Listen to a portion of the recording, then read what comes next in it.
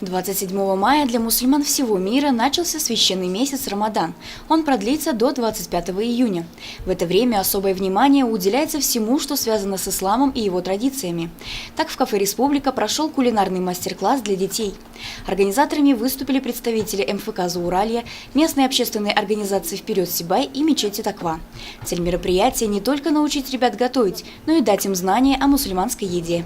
Стараемся поддерживать разные конфессии нашего города. Был уже опыт проведения такого мероприятия для собора русских весной этого года. Сегодня же это мероприятие проводится с целью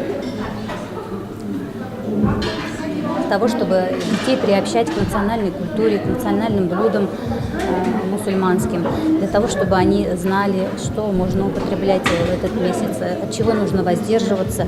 Я думаю, это будет иметь большое воспитательное значение как для мусульман нашего города, так и для жителей города в целом, тех, кто чтит религию.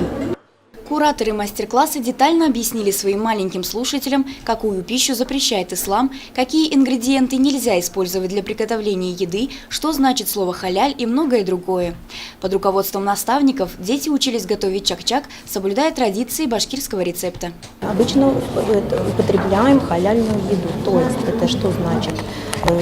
То, что дозволено ради Аллаха. Сегодня мы готовим, наши маленькие дети готовят чак-чак сами, учатся у старших и взрослых. И, конечно, там же мы также употребляем халяльные продукты. Мы вот хотим научить, объяснить, показать, что это значит. Мы не используем, как обычно, маргарин, то есть он не относится к продукту халяль. Дети с увлечением и особым интересом готовили чак-чак. Кто-то делал это впервые, кто-то уже имел опыт приготовления национального десерта вместе с мамой. Родители выразили благодарность организаторам за проведение такого мероприятия и хотели бы, чтобы такое событие обрело традиционный характер.